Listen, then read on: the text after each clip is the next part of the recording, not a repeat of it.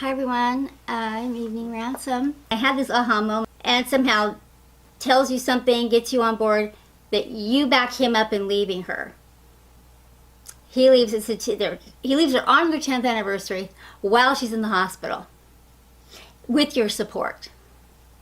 Okay, then, and even by the time that's happened, you've been on the phone with her friends, you've been sabotaging, you've been talking about her to people. Now this is you have to understand a lifetime of, we don't air the family's dirty linen, private, all this kind of stuff. My mother is going out of the way to, my mother and my brother going out of their way to slander me among my friends. And my therapist, or you call all kinds of people. They'll slander me in counseling groups. They'll slander me with lawyers' offices. Just anybody that will listen. Or slander me with. Now, so I've already almost died. Okay. I'm devastated to be losing my marriage. I mean, this is heartbreaking to me. My children are my life. My children are the thing that I'm hanging on to. Now, this is the other thing, is I realized that I had this very narrow box that I was allowed to, that it was okay for me to exist in. This is before everything went sideways, just when everything was still good, what I was able to, according to my parents, the box that I could fit into. And I thought, I meant it as a compliment to my mother, that I was sort of emulating her life, that I basically doing things much the way that she did them, moved back to my hometown, got married, had a couple of children, was doing things very much like she did. As a compliment, she saw it as competition. I now realize these are just kind of some of the ahas were coming to me, because I was just really kind of trying to think about, what could possibly have been in it for my mother, because here I am with adult kids, and I've just lost an adult child, and I think, why would you ever give up your child? Like right now, she could have, all this time, she could have had me and my sons in her life, and it would have been, I would think, so much better. What did she gain for giving that up? What I see is that it was really, really hostile in a way that beyond what I could even imagine, and that really they were just on a mission to take from me everything that I cared about. He was jealous of my relationship with my kids, and even though my son was struggling with drugs and stuff, we continued to, he had a lot of time clean. It wasn't like a downward spiral. It wasn't like that. It was like a yo-yo, kind of. He'd go off and he'd come back, and he'd go off and he'd come back. And so, actually, when he died, he looked great. He'd had like 9 months clean. He was doing really great. That my belief was that we'd been through so much that he'd be protected. And he told me, "I'm not going to die, Mom." That he would be smart and he would be careful, and that he would just do that kind of yo-yo back and forth until he just had enough, until his brain matured, until he healed, until I just believed that he would not die, and that he just continued to get a little bit better, because relapse is part of recovery, so, and it isn't like it's all wasted. If you use again, it's not like it's all wasted. Each time you're gaining something. And so I figured if he's, a guy that maybe he was gonna yo-yo back and forth using drugs and having periods of being clean, until finally something became more important. Maybe he'd fall in love, or maybe he'd make some real progress with his music, or maybe something would just click for him. Maybe something would heal for him. The more distance he got from the family, and the more he got to be a grown adult person, and could heal some of the fears and dependencies that he had on family, he would get better. And So I figured each and every year, he was going to get stronger and he was going to get better. He was going to, get closer to healing, and more time he could spend clean, the more time his brain could heal. And then that would he would stop. He'd stop using the drugs before they killed him. And feeling, oh yeah, your soul.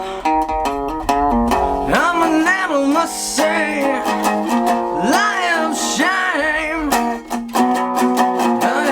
rage. We're willing to just pretend that they'd done some really bad things, but they had opened up to have happen. And also the tip of the iceberg on just what it costs a person to have no protection in the world. And it doesn't matter, society is designed so that it's not just little children that need protection.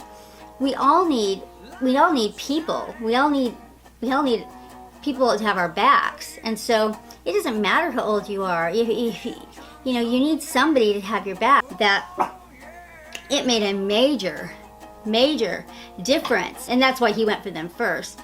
But if they had all they would have had to do was just disapprove, just subtly disapprove, let him know that he wasn't going to have their support if he came out and tried to hurt me or anything. If they had just done that, it would have changed everything. It would have been a whole different life for me, a whole different world. He was going to take every single thing, and the only thing that he did not succeed in doing and succeed in taking from me, literally the only person, the only thing that he did not succeed in destroying in my life was the most important thing in the world to me, and that was my family with my 2 boys. And I mean, my family was really important to me. My family of origin, my lifelong friendships, every penny that I'd ever earned, every bit of investment I'd made in any kind of work, any kind of homes that we built, it was all gone. I mean, he took every single thing, and when it was over, the only thing that I still had from my life was my relationship with my boys, and it had survived not only him, but it had survived my son's addictions. It had survived their anger and confusion over all the stuff that he had done. But you get brushed, you go through that kind of nasty divorce stuff, and it goes on and on and on. There is no kids, no one understands that you get drug into court. The kids are stuck in the middle. It's true, the kids are stuck in the middle, but you're kind of stuck in the middle too. It's like the only option I had, my kids didn't ever really understood that the only options, with the very last time when he went and tried to get custody of them, fight him against it, the only way that I could have stayed out of it was to let him have custody of them.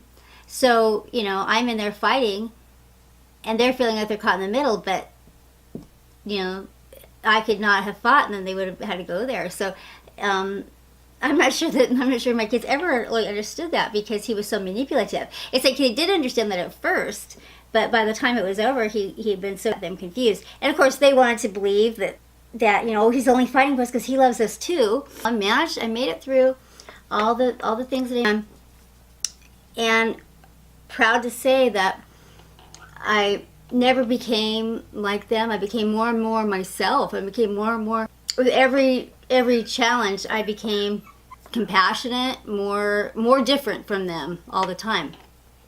When you have a situation like this, it really is like the 3 of us were at a connection that was like we were in some sort of a war zone, and really the way that them constantly trying to drive us apart and take us apart was bonded us together. And so The family is all commiserating. They're all getting lots of narcissistic supply off of each other and off of other people, and getting lots of, they're getting, you know, because I am removed, you know, they're getting far more attention and sympathy and all that than I ever would. And you know, no one's going to know that that none of them are heartbroken at all. They were perfectly willing. They've been jeopardizing them and putting them at risk, the entire family, particularly their father, putting them at risk for basically daring them to do this kind of thing for years. Daring them to commit suicide, daring them to have problems, you know, for my kids to have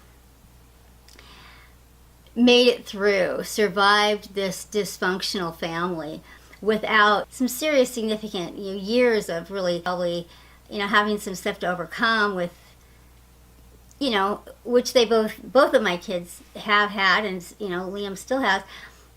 It would have just been a miracle. There would have been, you know, no way, because it was just a constant barrage of bad role models, bad parenting, knee-jerk, you know, abusive, just counterintuitive, everything that wouldn't occur to anyone who was coming from a place of love. You know, parents and, you know, other, you know, adults, all kinds of mistakes if they're doing it from a place of love, if they have good intentions, and the harm will be, you can make all kinds of mistakes from a place of good intentions, and it can be fine. But when you are posing as one thing and you are abusing your children, or, you know, the children in the family, you are, you know, loving person in their life. The one person that my kids had that was putting their needs first was me, and their power to make life next to impossible for me. And the fact that I rebuilt a life despite their father and all, you know, there was never any reason for any of them to be angry with me. Never did anything wrong to any of them. Never really even made an explanation as to what I did, you know, why they were all acting that way, until I realized that the explanation now was I turned my back on them. That's what the explanation turned into, was that I turned my back on them. So, you know, that's what, you know, like my niece and nephew believe and all of that. Who know, the only people who knew the truth were my kids and me, right? So now there's one fewer person who knows the truth, which they're happy about. And you know, there's so many things for my ex and all them to be happy about. But the biggest one, of course, is that the pathological envy is satisfied, because they were all pathologically envious of my relationship with my kids. But you know, what I wanted so badly is I wanted for my kids to not let them win. You know, for us to just be happy and be you know, make a life and be, you know, not let them win, because of course that is how they see it. They see it as a victory that my son has died, and that's twisted. Of course they would never admit that, but I know it's true, because their actions were leading right there. That's exactly where nothing that they did would have proved anything other than that. And the way that they have been since, understanding about love, and my parents have voluntarily not had a relationship with me in 16 years. And so, because they're choosing it, you know, and I would never choose it, you know, so they can't appreciate my grief, because that's not the experience they have as parents. That's what they experience. They haven't ever experienced that kind of love. What to do? So, you know, so I have, you know, so you have a few down times. It takes some picking up to do every now and then, because it does sort of feel like, geez, more losses on my side, no growth on their side. And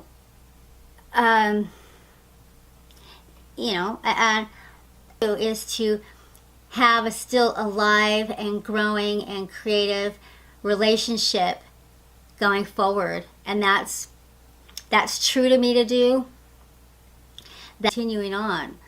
Noah's still continuing to be part of our lives. His music is still continuing to be out in the world, and tell our story. I come up with something to do with all of this, and that's what I'm focused on, and that's part of what I'm doing here. Part of why it started, kind of, started with the YouTube channel, kind of started telling my story, kind of get practiced at how to tell it, how to organize my thoughts, what I think about it all, what I, kind of practice what I've learned, because all these years of research and study about narcissistic abuse, sharing some of that, and, kind of chronicling what I know. And then, there's so many things and fields that I don't know anything about, that, so I really am having to start out from square one. I don't know anything about the music business. I don't know anything about, I don't really know that much about the publishing business. I don't know a lot about a lot of different things that I am potentially going to get into with doing something creatively. I don't know anything about starting my own foundation, all that stuff, which is all stuff that I want to do. So I've got a lot of things to learn about, a lot of things to explore, but the way to combat the narcissistic family, and the way to combat narcissism and beat narcissism, when it feels like you're defeated, and it, how could you not feel defeated even for a minute when something like this was to happen, is to keep going. Okay, so he's not physically here, but that also means that we are no longer having to deal with the drug problem, the progression of where that could have gone. That's a fear now that we don't have to have.